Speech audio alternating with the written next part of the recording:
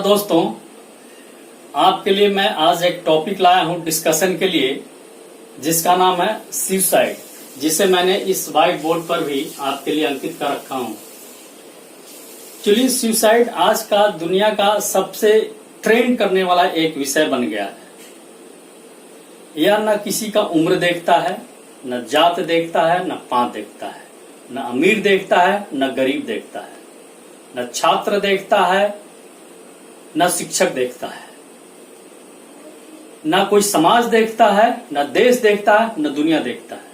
यह एक ऐसा शब्द हो गया है जो एक बीमारी की तरह हमारी दुनिया में फैल रहा है। सवाल ये उठता है कि सुसाइड आया कहां से? सुसाइड है क्या? एक्चुअली जो सुसाइड है ये एक लैटिन शब्द है, जिसका मतलब होता है अपनी जान दे देना, अपने आप को, अपनी जान को गंवा देना, अपनी जो जीव है उसकी स्वयं से हत्या कर देना, वो है सुसाइड। तो ये जो सुसाइड है, इसकी वजह से आजकल हमारे समाज में एक बहुत ही भयंकर प्रकार की एक बीमारी फैल गई है, जिसका मुख्य कारण है अवसाद। अवसाद मीन्स डिप्रेशन। जब आदमी जिस चीज को चाहता है, चाहे वो समाज में रुतबा हो, परिवार में अपनी फिक्र करानी हो, अपनी पढ़ाई में अव्वल आना हो, समाज में अपनी पोजीशन हो, जब कभी भी ये सब्जेक्ट अपने उम्मीदों पर खरा नहीं उतरता है, तब आदमी के मन में एक वितृष्णा पैदा होती है, अवसाद पैदा होता है, जिसकी वजह से आदमी ये सोचता है कि मैं जिस लक्ष्य को चला था लेकर, वो लक्ष्य मुझे नहीं मिल पाया, तो मुझे रहने का इस दुनिया में कोई अधिकार नहीं है। लोग ऐसा सोचते हैं। मतलब ये कि उनके दिमाग में एक प्रकार की जो बीमारी है वो बैठ गई है, जिसको कहते हैं मनोविकार, मानसिक बीमारी। सामान्यतः आप देखें तो इस मानसिक बीमारी को एक साधारण व्यक्ति नहीं समझ पाता है और नहीं पकड़ पाता है। तो सवाल ये उठता है कि सुसाइड आप करते क्यों हैं? किसने कहा कि आप सुसाइड करिए? किसने आपको परमिशन दिया सुसाइड करिए? किसने आपको आज्ञा दी कि आप सुसाइड करिए? क्यों आप सुसाइड करते हैं? इसमें आपका है क्या? जब आपका कोई चीज है ही नहीं, तो आप उस चीज को कैसे खत्म कर सकते हैं? आप उसको कैसे ले सकते हैं?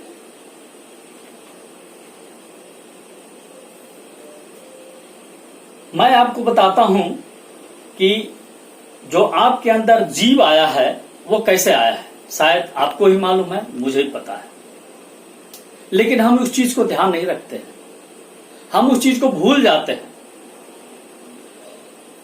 आत्मा तो परमात्मा से आया है, लेकिन उसके अंदर जो जीव डला है, जो उसके अंदर प्राण फूंका गया है, वो किसने फूंका? वो फूंकने वाले आपके जैविक माता पिता हैं। फिर इसका अधिकार आपको कैसे है कि आप अपनी हत्या स्वयं कर लें? किसी भी सभ्य समाज में हत्या, चाहे वह स्वयं का हो या किसी अन्य का हो, किसी भी परिवार में, किसी भी समाज में कभी भी ये मांग नहीं है। इस शब्द का हमेशा तिरस्कार हुआ है, लेकिन हम इस शब्द के प्रति इतने आकर्षित हैं कि हम इस कार्य को करने के लिए बिल्कुल से उद्विग्न हो जाते हैं, लालायित हो जाते हैं। बिल्कुल से अपने आप को ऐसा लगता है जैसे हम उसी के लिए बने हैं और उस कार्य को हम निष्पादित कर देते हैं। तो कृपया ऐसा काम ना करिए, क्योंकि इसके लिए आपको किसी ने अधिकार नहीं दिया, ना परमात्मा ने दिया, ना आपके माता पिता ने दिया। जिस शरीर ने आपको वर्षों तक संसार में रहने की जगह दी, दुनिया को देखने की वजह से आपने इतने वर्षों तक इच्छाओं की पूर्ति की, उसी शरीर की हत्या, यह तो अक्षम अपराध है। कृपया ऐसा ना करें। जब कभी किसी व्यक्ति को यह महसूस होता है कि दुनिया में वह बेकार हो गया है, दुनिया उसकी परवाह नहीं करती है, दुनिया बिल्कुल बेगानी हो गई है उसके लिए, दुनिया में कुछ नहीं रह गया है, जो कुछ था सब लूट गया, सब चोरी हो गया, कोई भी उसकी तरफ एक सम्मान की दृष्टि से नहीं देखता है। तो कृपया अगर कोई ऐसा व्यक्ति, ऐसा कोई शख्स आपकी नजर में, आपके समाज में, आपके परिवार में, आपके दोस्त में अगर नजर आता है, अगर वो दिखाई पड़ता है, अगर आपकी पहचान में आता है, तो कृपया उस पर अपनी नजर बनाएं और उसे अकेला ना छोड़ें। अगर आप स्वयं उस चीज से पीड़ित हैं, आप स्वयं उसके भुक्तभोगी हो रहे हैं, आप स्वयं अवसाद से ग्रसित हो रहे हैं, अपनी जिंदगी को स्वयं समाप्त करना चाहते हैं, तो कृपया आप अकेले न रहें। जब कभी भी आपको ऐसा लगता है कि दुनिया आपके लिए बेगानी हुई जा रही है, सब लुट गया, कुछ नहीं आपके पास, जिसके लिए आप थे उसने आपका साथ छोड़ दिया, तो ऐसा ना करिए। आप अपने आप को अकेला ना समझिए। जब कभी भी आपको लगता है कि आप अकेले हो रहे हैं, तो कृपया आप उस जगह से, आप किसी भी सार्वजनिक स्थान का चुनाव करें, आप वहां पर जा करके आप अपना समय व्यतीत करें। सार्वजनिक जगह इन द सेंस कुछ भी हो सकता है, मंदिर हो सकता है, मस्जिद हो सकता है, चर्च हो सकता है, गुरुद्वारा हो सकता है, कोई बाजार हो सकती है, मॉल होता है, सिनेमा हो सकता है। जाइए, देखिए, एंजॉय करिए, लेकिन अकेले ना रहिए, ताकि आपका अकेलापन बंट जाए, आप एक दूसरे से संपर्क में आए और जो सब्जेक्ट, जो चीज आपके दिमाग में घर कर गया है, वो कम से कम वहां से निकल सकता है। कोई व्यक्ति जो ऐसा लगता है, जो इस प्रकार से ग्रसित है, अवसाद, कहने का मतलब अवसाद से ग्रसित है, तो उसे आप संभालने का प्रयास करें। जो पीड़ित व्यक्ति है, कभी ना कभी, कहीं ना कहीं, कोई ना कोई ऐसा इशारा करता है जिससे यह लगता है कि यह व्यक्ति किसी ऐसे कष्ट से गुजर रहा है जो अपने दिल में छुपा कर बैठा हुआ है, लेकिन उस चीज को वो व्यक्त नहीं कर पा रहा है, किसी को अपनी बात को समझा नहीं पा रहा है। तो कृपया उस व्यक्ति के साथ अपना समझ है, उससे उसकी पहचान करिए और उससे जानने एवं समझने का प्रयास करिए, जिसके लिए हमने आपके लिए कुछ ऐसे पॉइंट्स, ऐसे कुछ संदेश हमने आपके लिए लेकर आए हैं, जिसकी वजह से आपकी जिंदगी, आपकी साथी की जिंदगी, आपका परिवार की जिंदगी, या जो कोई भी उससे ग्रसित है, उनकी जिंदगी बच सकती है।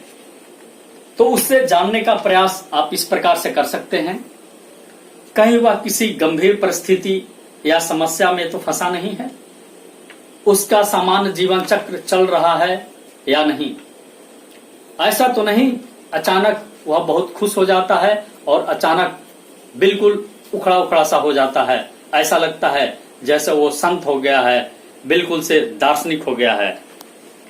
पहले अगर ज्यादा खुश रहता था तो ऐसा तो नहीं लगता कि अब अचानक से उसमें बहुत सारे बदलाव आ गए हैं। तो आपको उसके लिए सावधान होने की जरूरत है, आप स्वयं के लिए सावधान हो जाइए।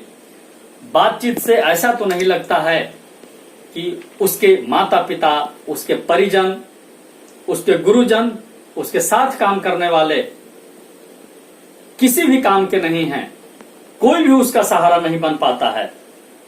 ऐसा हो सकता है कि उसे लगता हो कि बिल्कुल वह दुनिया से विमुख हो गया हो, दुनिया से कोई लेना देना नहीं है, जो कुछ था सब समाप्त हो गया है। बातचीत से अगर ऐसा लगता है तो उसकी बात को आप सुनिए, आप उसकी बात को समझने का प्रयास करिए। अगर उसके बिजनेस में या किसी भी प्रकार का व्यापारिक चीजों में अगर ज्यादा नुकसान हुआ है तो उसे समझने का प्रयास करिए, उसको दिलासा दीजिए। कहीं ऐसा तो नहीं कि किसी प्रेम प्रकरण में उसे असफलता मिली हो, जिसका चोट उसके दिल पर लगा हो और वह उससे उभर नहीं पा रहा हो, या कहीं ऐसा तो नहीं है कि किसी परीक्षा में, चाहे वो पढ़ाई की परीक्षा हो, जिंदगी की परीक्षा हो, असफल हो गया हो और सोचता हो कि बस मेरी दुनिया यहीं पर समाप्त हो रही है। कहीं ऐसा तो नहीं कि वो अवसाद में चला गया हो और उसे पूरी दुनिया बेमानी सी लग रही, क्योंकि ये जो आत्महत्या है, ये जो अपने आप को बलिदान देने वाली बात है, अपने आप को कुर्बान करने वाली बात है, अपने आप को मार देने वाली बात है, यह किसी भी उम्र को, किसी भी जात को, किसी भी चीज को यह नहीं समझता है। यह किसी पर भी हो सकता है, किसी पर हावी हो सकता है और किसी के साथ भी यह घटना या दुर्घटना घट सकती है। जीवन में निराशा तो नहीं है, जीवन में आनंद की कमी तो नहीं है। उसको देखिए, उसको परखिए और उसको समझने का प्रयास करिए। अगर किसी व्यक्ति या आपके जानने वाले में इस प्रकार के कोई भी लक्षण अगर दिखाई पड़ते हैं तो कृपया आप उसे विश्वास दिलाएं कि आप उसके सबसे बड़े हितैषी हैं, आप उसके दोस्त हैं, आप उनका उपहास नहीं उड़ाएंगे। यकीन दिलाएं कि वो आप उनका दिल से सम्मान करते हैं, उनके ऊपर आप अपनी बातों को ला देंगे नहीं। उनकी हर बात को जो आपको वो बताना चाहते हैं आप अपने तक गुप्त रखेंगे, आप उनके बिल्कुल साथ रहेंगे। वह बस यही चाहते हैं कि उनकी पीड़ा कम हो जाए, क्योंकि उपहास कोई उड़ाए या सोचकर अपने मन में एवं दिल में जो उन्होंने गांठ बांध रखा है उसे आप सांत्वना दें, उसको खोलने की जरूरत है, उनकी सहायता करें, उनके अंदर सुरक्षा की भावना भरें, क्योंकि पूरी दुनिया उन्हें असुरक्षित लगती है। इस सब के बावजूद भी अगर वह व्यक्ति, कहने का मतलब जो पीड़ित व्यक्ति है, जो अवसाद ग्रसित व्यक्ति है, उसका अगर व्यवहार सामान्य नहीं हो पाता है, आपको ऐसा लगता है कि वह अपनी मनमानी करने की कोशिश करता है, अपने आप को बिल्कुल दुनिया से बेगाना समझता है, तो उसे किसी भी आपके पास में, आपके शहर में, आपके नजदीक में जो भी मनोचिकित्सक हैं उनके पास लेकर के जाएं और उनका जो भी संभव इलाज हो सकता है उस इलाज की प्रक्रिया अपनाएं और उनका इलाज करवाएं, क्योंकि यह कोई बुखार नहीं है, कोई घाव नहीं है जो बाहर से दिखाई पड़ेगा। ये आंतरिक बीमारी है जो अंदर की तरफ है, एक गांठ की तरफ बना हुआ है, जो कैंसर की गांठ होती है, जो अंदर होती है पर बाहर से आदमी स्वस्थ रहता है। उसी प्रकार से यह अवसाद भी एक गांठ है।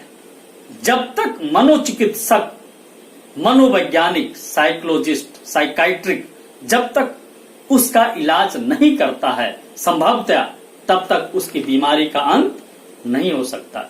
तो कृपया अगर कोई भी ऐसा व्यक्ति आपकी नजर में, आपके परिवार में, आपके पास पड़ोस में, आपके जानने वालों में अगर है तो उसे लेकर के जाएं और मनोचिकित्सक से उसका उपचार कराएं। इन सब के बावजूद भी अगर उसके मन से और उसके परिवार से अगर कोई समस्या हल नहीं हो सकती है, तो जो भी आपसे हो सकता है उसके लिए आप करें। और एक चीज जो अंत में मैं आपको बताना चाहूंगा, जिसे स्वामी विवेकानंद ने कहा है, वो चीज मैं आपके साथ शेयर करना चाहता हूं।